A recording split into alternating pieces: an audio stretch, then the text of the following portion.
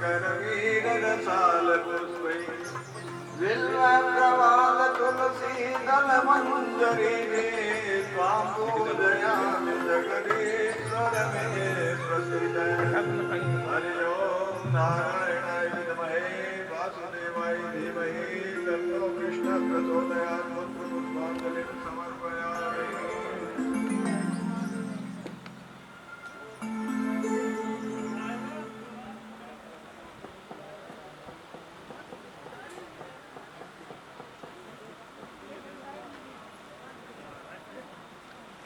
सभी अपना स्थान ग्रहण कीजिए। ओम गजाननं भूतगणाधिसेवितं कपित्थजम्बूफलचारुभक्षणम् उमासुतं शोकविनाशकारकं नमामि विघ्नेश्वरपादपङ्कजम् अखण्डमण्डलाकारं व्याप्तं येन चराचरं तत्पदं दर्शितं येन तस्मै श्रीगुरवे नमः। गुरुर्ब्रह्मा गुरुर्विष्णु गुरुर्देवो महेश्वरः गुरु साक्षात् परब्रह्म तस्मै श्रीगुरवे नमः। विश्वं दर्पण दृश्यमान नगरी तुल्यं निदान्तर्गतम् पश्यन्नात्मनि मायया बहिर्गोभूतं यथा निद्रयाम् ये साक्षात् कुरुते प्रबोधसमये स्वात्मानमेवाद्वयम् तस्मै श्रीगुरुमूर्तये नमः इदं श्रीदक्षिणामूर्तये। ओम नमः परमहंसार सास्वादित चरण कमल चिन्मकरंदाय भक्तजन मानस निवासाय श्री रामचंद्राय विश्व सर्ग विसर्गादि नवलक्षण लक्षितम् श्री कृष्णाख्यं परम धाम जगद्धाम नाम कंठे यस्य विराजते कर्णं गंगाधरं मस्तके वामांके गिरिराज राजतनया जया भवानी सती नंदे स्कंद गणाधिराज सहितं श्री विश्वनाथ प्रभो काशी मंदिर संस्थितो खिल गुरो देया सदा मंगलम् मनोजवं मारुततुल्य वेगं जितेन्द्रियं बुद्धिमतां वरिष्ठम् वातात्मजं वानरयूथमुख्यं श्रीरामदूतं शरणं प्रपद्ये। व्यासाय विष्णुरूपाय व्यासरूपाय विष्णवे नमो वै ब्रह्मनिधे वासिष्ठाय नमो नमः। चतुर्वदनो ब्रह्मा द्विबाहुरपरो हरि अभाललोचन शम्भुर्भगवान् बादरायणः यं प्रवदन्तमनुपेतमपेतकृत्यं द्वैपायनो विरहकातराजुहावे पुत्रेति तन्मयतया तरोऽभिनेदु तं सर्वभूतहृदयं मुनिमानतोऽस्मि। शारदां भोजवदनां वदनाम्बुजे सर्वदा स्वागं सन्निधिं क्रिया। नारायणं नमस्कृत्य नरं चैव नरोत्तमं देवीं सरस्वतीं व्यासं ततो जयमुदीरयेत्। जड़चेतन जगजीवदत सकल राममय जानि बंदो सबके पद कमल सदा जोरि जुगबानी। आइए मिलकर एक प्रार्थना करते हैं भगवान की और फिर कथा प्रारंभ करेंगे। हे नाथ दयालु हो बस इतनी दया कर दो। हे नाथ दयालु हो बस इतनी दया कर दो। हे नाथ दयालु हो बस इतनी दया कर दो। आए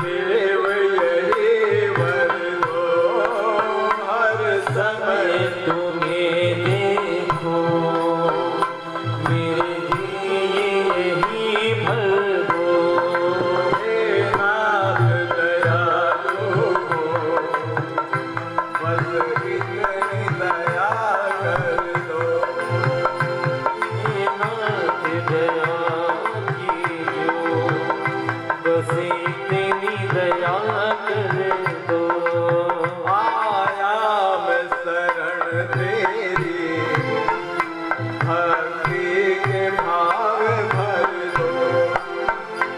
आया हूँ शरण तेरी, बोलिए प्रेम से बोलिए, भाव भर दो।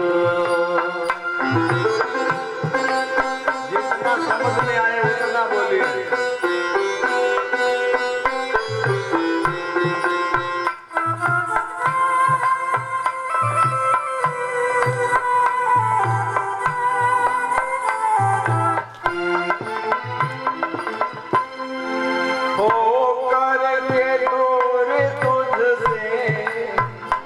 सदियों से मैं भटक रहा, होकर दूर तुमसे सदियों से मैं भटक रहा।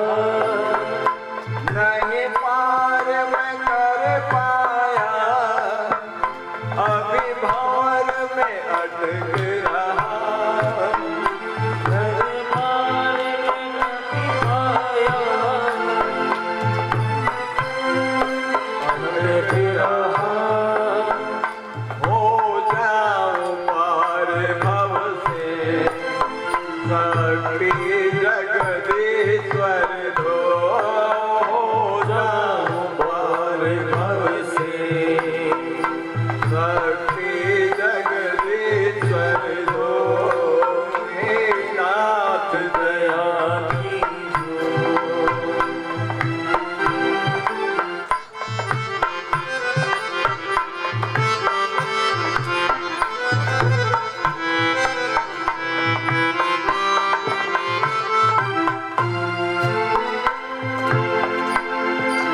मरता और जीता हूँ, जी करके मरता हूँ।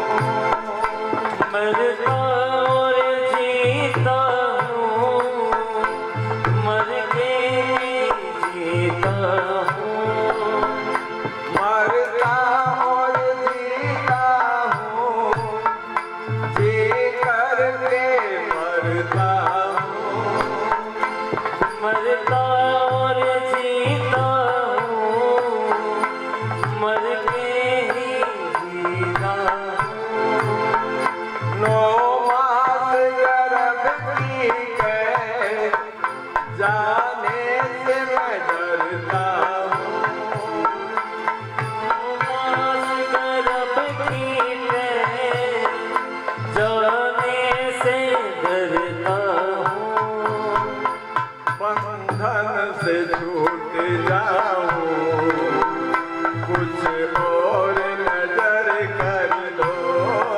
बंधन से छूट जाऊं, कुछ और नजर कर दो। हे नाथ दयालु हो, बस इतनी दया कर दो। तुम हो, बस इतनी दया कर दो।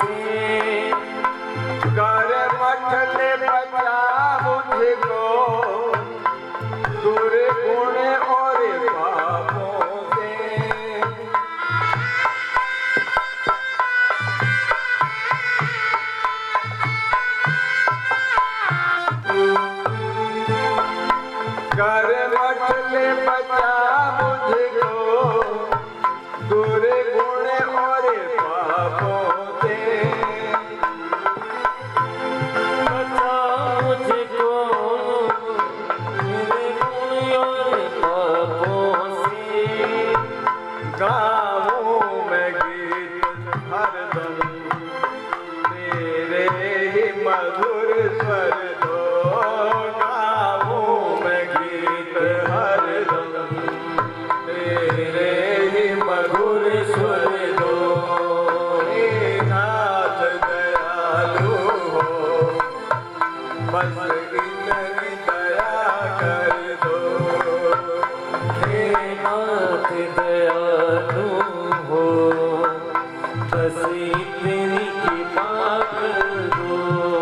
आया मैं शरण तेरी, भक्ति के भाव भर दो।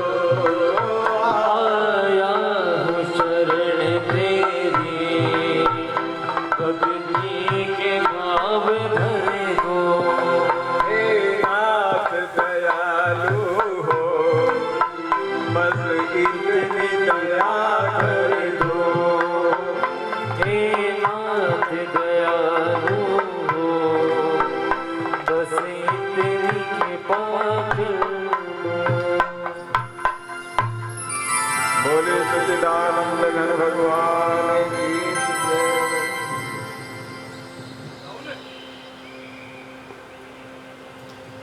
देखिए, भागवत पुराण सप्ताह है ज्ञान यज्ञ के अंतर्गत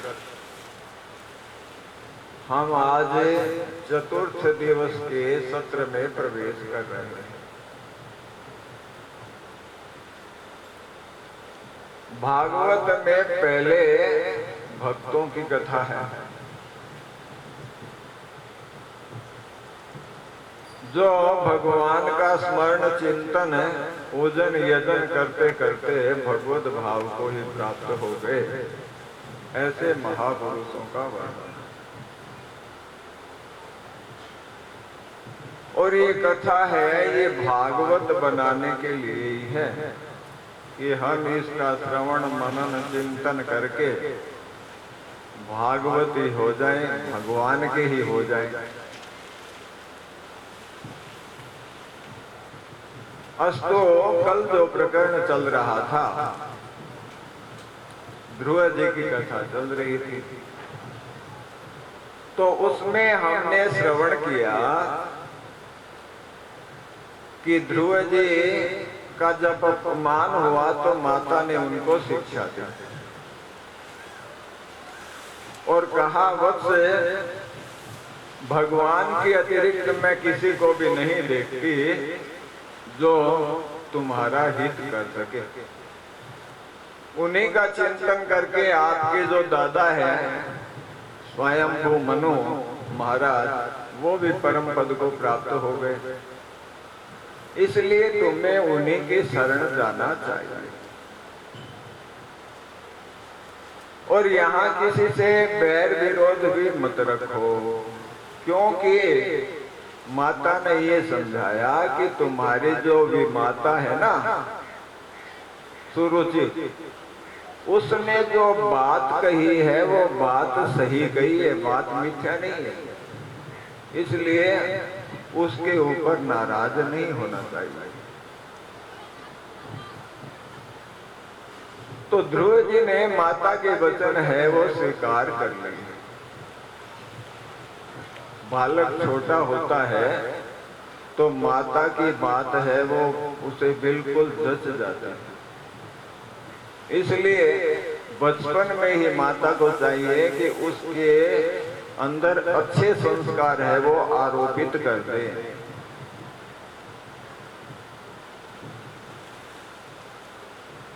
जीजाबाई ने महाराज शिवाजी को बचपन में ही ऐसा बना दिया था कि उन्होंने हिंदुत्व की रक्षा की। शिवाजी न होते तो सुनत होती सबकी, शिवाजी नहीं होते तो सारे मुसलमान बना दिए जाते। इसलिए माता की जो भूमिका है वो बड़ी महत्वपूर्ण है। और आज के युग में विशेष रूप से है, क्योंकि पहले बच्चे जो हैं गुरुकुल में जाते थे, पाठशाला में जाते थे, वहां पर अच्छे संस्कार मिल जाते थे। पर आज विद्यालय में क्या है, संस्कार तो उसे घर में ही प्राप्त हो सकते हैं, स्कूल में नहीं होते। इसलिए ये माताओं का और हमारा दायित्व है कि घर में बच्चों को अच्छी तरह से संस्कारित करें। उनको पूजा पाठ सिखाना है, उनको अपने धर्म के बारे में बताना है। तो ये चीजें घर में ही अब हो सकती है। अस्तु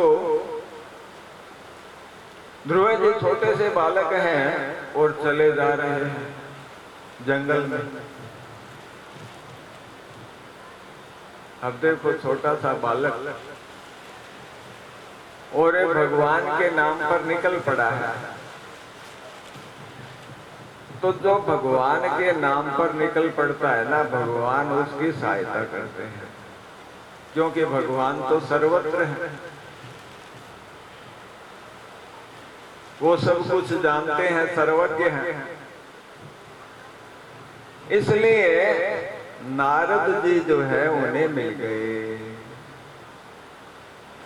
नारद जी ने देखा कि देखो छोटा सा बच्चा है और भगवत प्राप्ति के लिए चल पड़ा। बालक है, अभी खेलने का समय है और ये भगवान की प्राप्ति के लिए जा रहा। तो नारद जी को बड़ी प्रसन्नता हुई भीतर को, क्योंकि उनका तो काम यही है ना कि भक्त बने लोग। कल्याण तो इसी में, हित तो इसी में। पर ऊपर से नारद जी ने कहा कि वत्स कहाँ जा रहे हो। नारद जी के बारे में माता से सुनीति से सुना था बालक ध्रुव ने, तो देखते ही उनको प्रणाम किया। बड़ों को, साधुओं को प्रणाम करने की शिक्षा उसे प्राप्त थी। प्रणाम किया तो महर्षि नारद जी ने उनके सिर पर हाथ रखा, आशीर्वाद दिया, सारी बातचीत पूछी कि पुत्र कहाँ जा रहे हो। तो अपना जो मंतव्य था ध्रुव जी ने बतलाया कि मैं इस तरह से भगवान को प्रसन्न करने के लिए तपस्या करने जा रहा हूं। नारद जी बोले, अरे रे, तुम छोटे से बालक और वो भगवान है परमात्मा, तो वो बड़े दुराराध्य हैं। उनकी आराधना करना कोई सामान्य बात नहीं है। बड़े बड़े ऋषि महर्षि जो है जन्म भर लगे रहते हैं पर उनको वो प्राप्त नहीं होते। इसलिए बस कोई बात नहीं, आप आगे हो। ध्रुव जी कहने लगे कि मैं अब घर में वापस नहीं जा सकता, क्योंकि मेरी भी माता ने इस तरह से मेरा अनादर किया है। तो वो बात मेरे हृदय में चुभी हुई है, क्योंकि क्षत्रिय रह गए ना जाते थे। क्षत्रिय में ये विशेषता होती है कि वो ऐसी बात सहन नहीं कर पाता। अलग अलग ये गुण है वर्णों के अनुसार। तो नारद जी ने समझाया, देखो कि यहाँ पर रहते हुए व्यक्ति को गुणान अधिकान मुदम लिप्से, जो स्वयं से अधिक गुणवान है उनको देखकर प्रसन्न हो और उनका आदर सम्मान करे, और जो गुणों में कम है, हीन है, उनकी उपेक्षा करें, उनके साथ मूर्खतापूर्ण व्यवहार नहीं करें, कृपा करें उनके ऊपर, ये कृपा के योग्य है। और जो समान गुणों वाले हैं उनके साथ मित्रता करें। तो ने तापे रवि भूयते, जब ऐसा करते हैं तो वो ताप से, दुख से अभिभूत नहीं होता। तो ये बातें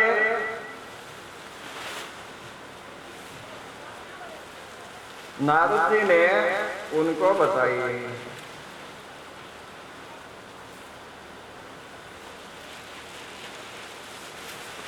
और इस प्रकार से ध्रुव जी ने बात तो सुनी, पर सुनकर बोले कि नहीं नहीं, मैं अब लौट कर नहीं जाऊंगा, चाहे कुछ भी हो। नारद जी ने जंगल के भय भी दिखाए, सारी बात है, पर वो ध्रुव जी तो ध्रुव ही थे, उनका इरादा भी ध्रुव था, पक्का था। ध्रुव मानी जो स्थिर हो, तो वो अपने निश्चय पर स्थिर थे, दृढ़ थे। तो नारद जी कहने लगे कि पुत्र, वास्तव में तुम्हारी माता ने जो कहा है ना, रास्ता तो वही सही है। क्योंकि नारद जी तो देख रहे थे बजा के कि चेला पक्का है या कच्चा है। तो देख लिया कि पक्का है, तो कह दिया कि हाँ ठीक है, बीच में तो नहीं जाएगा। इसलिए नारद जी ने कहा कि ठीक है। तो बोले आप मुझे बताओ मैं किस तरह से आराधना करूं। तो नारद जी ने उन्हें एक तो मंत्र दिया, द्वादशाक्षर मंत्र, ओम नमो भगवते वासुदेवाय। हरि ओम भगवते वासुदेवाय नमः। हरि ओम भगवते वासुदेवाय नमः। वासुदेवाय नमः, श्री कृष्णाय नमः। वासुदेवाय नमः, श्री कृष्ण नमः। हरि ओम भगवते वासुदेवाय नमः। हरि ओम भगवते कृष्ण वासुदेवाय नमः। हरि ओम भगवते वासुदेवाय नमः। हरि ओम भगवते वासुदेवाय नमः। वासुदेवाय नमः, श्री कृष्णाय नमः। वासुदेवाय नमः, बोलो थोड़े बोले ओम भगवते वासुदेवाय नमः। हरि ओम भगवते वासुदेवाय नमः। हरि ओम भगवते वासुदेवाय नमः। बोले वृंदावन बिहारी लाल की जय। तो एक तो मंत्र दिया और कहा कि पुत्र, तुम्हें यमुना के तट पर जो मधुवन है वहां चले जाओ, वहां पर जाकर मिट्टी की मूर्ति बनाकर वन में जो पुष्प आदि जो उपलब्ध हो उनके द्वारा हरि की आराधना करना, पूजा करना और फिर भगवान का ध्यान करना। तो देखो, एक तो मंत्र दिया और एक पूजा बतलाई, ध्यान बतलाया।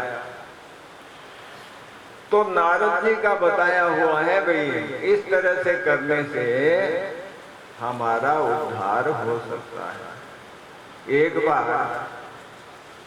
एक साधक है, बढ़िया था, वो गोस्वामी तुलसीदास जी महाराज के पास गया